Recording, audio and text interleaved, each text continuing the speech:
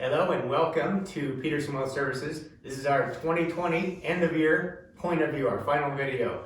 Right on. We made it. I don't know how you guys are feeling out there, but it's nice to kind of hit the end of the year and hopefully we can hit the reset button going into 2021. I wanted to share a couple of statistics with you before we get started.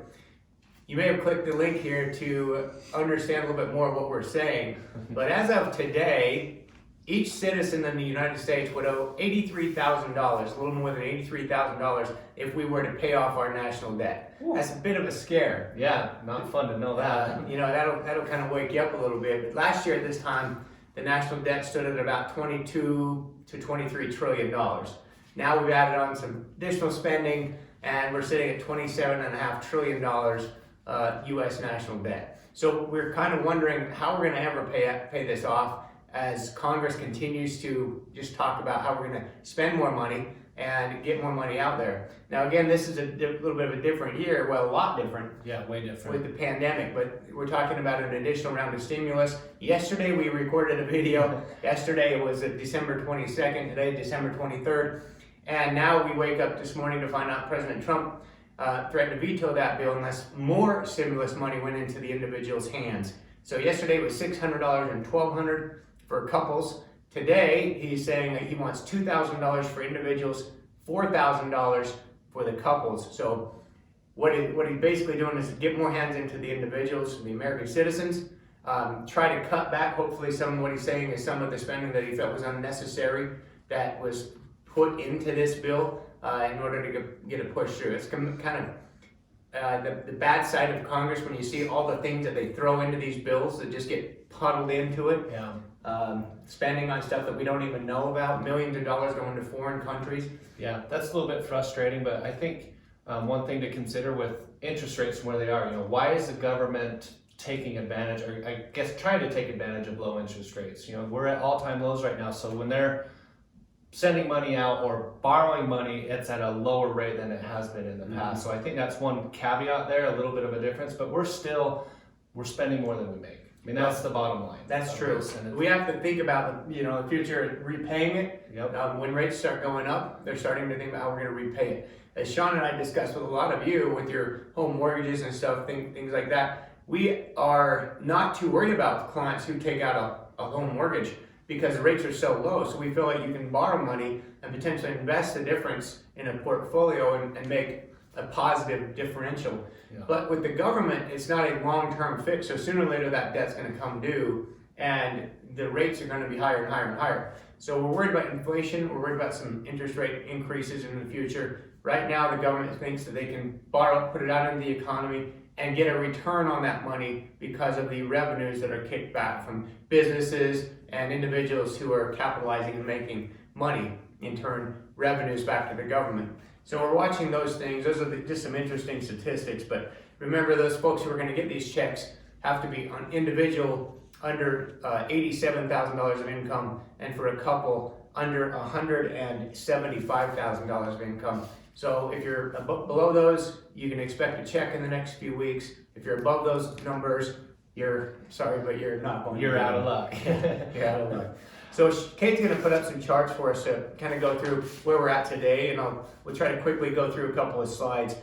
This first one's going to be talking about government spending as a percentage of GDP, which is gross domestic product. And this correlates back to, all the way back to 1901. You can see that we haven't had this level of spending from the government since World War II. That's kind of an eye-catching chart because it shows how much the government's been involved to try to revive a stalling economy.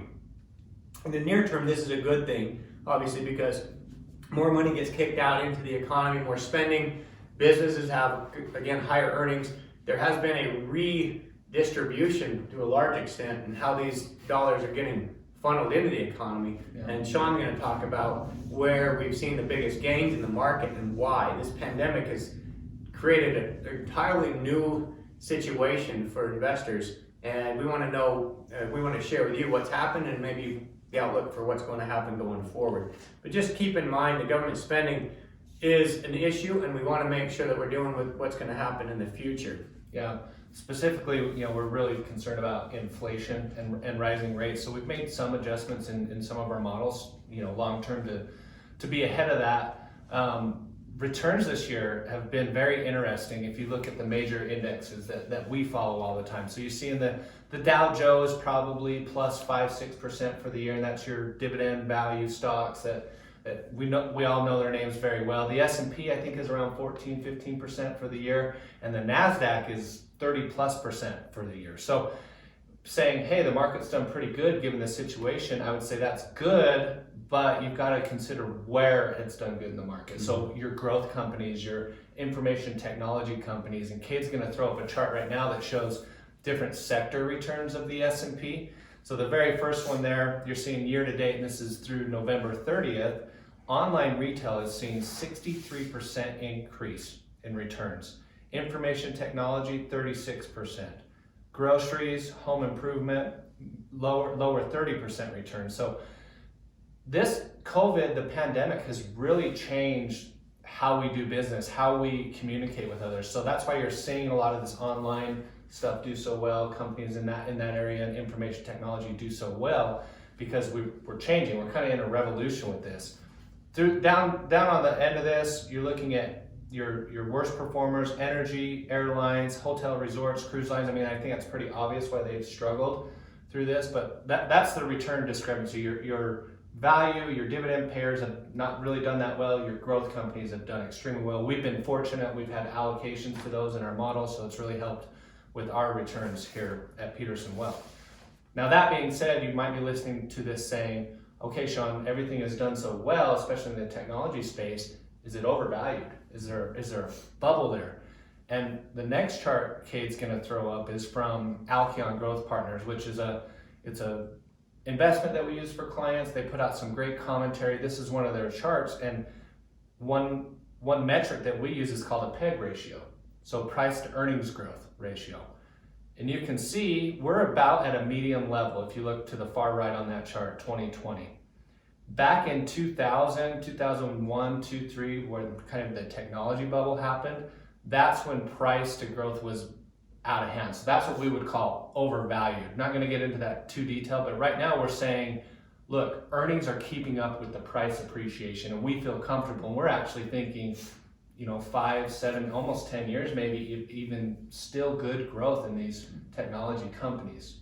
Alkeon's talking about a complete shift in the landscape. The technology is going to have a revolution here for the next potential decade. Yeah. And the pandemic kind of kick-started it, put it into motion with people now thinking they're going to work from home. Well, that serves a whole new industry, if you will, because people need technology. They need sophisticated software in order to do all those functions that they used to have to go in the office to get.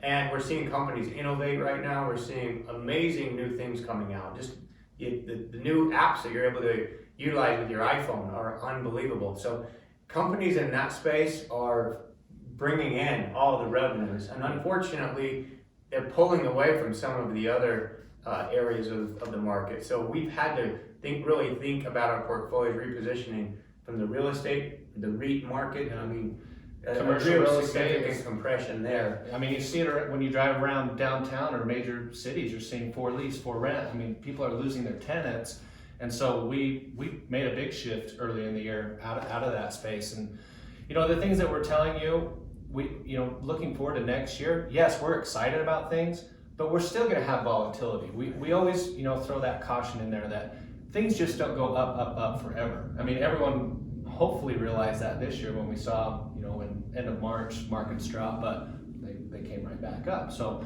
remain long term, understand corrections are normal. I mean, the common stat is a 10% correction in the equity market happens almost every single year. So in 25% is not uncommon either, every 2 or 3 years. So we're telling people, yes, we're excited, cautiously moving into 2021, might see a correction. We're maybe a little bit due for that, but it wouldn't make us completely change directions. It would be a healthy thing, I think. And we talked about this in an earlier video, but we had a little cash. We raised some cash going into the fall. So our portfolios for most of our models across our spectrum have elevated cash levels right now. Yep. Planning for a potential correction. Would not surprise us at all to see things consolidate a little bit. We're bouncing into January, February maybe. as the new administration, people kind of take a pause and wait and see what's going to happen. So markets may sell off. That doesn't concern us at all. Matter of fact, we would recommend using those periods to accumulate these growth assets for the long-term holders. So we're excited about what's going to come. We're excited about moving back into normal with the vaccines and people kind of feeling like, hey, we're going to be okay now. We're not completely afraid of this anymore, and we're going to be able to get back and do the things that we like to do, be around other people, and get back to the things that we're all comfortable with. Yep, we're excited about that. Now, one thing I'm going to throw into that is vaccines coming. People are excited about that, and then you get one news article say, "Oh, new strain of the virus." If that wasn't expected, I don't know really how to comment further on that. I say that's no surprise. Right. So again, go back to history, lesson learned. When this first started coming out, all the scary headlines, it made people panic. Let's not do that. Let's not panic. Let's just look long term like we're talking. And seriously, if you look back at those headlines the first few weeks of this, it was almost ridiculous what they trying to do to the people, to the fear that we were all seeing, the video, the footage, the photos. I know that it was a serious issue, Yes. but it went so far over the top that some people just completely shut themselves in. And I think what we need to realize is that we can handle this stuff. We're going to be able to move forward. Don't watch everything and listen to everything that you hear in the media. Take it a little bit with a grain of salt, just from your own research, and keep an eye on things. We'll keep you informed of what we're doing with your portfolios and your investment strategy. Yep. So again, thank you for tuning in. We want to wish everyone out there Merry Christmas, Happy New Year. We appreciate you so much as clients and friends of ours. If you have any questions, please reach out. Glad to have you guys on board with us through this journey, and we'll talk to you again soon. Merry Christmas.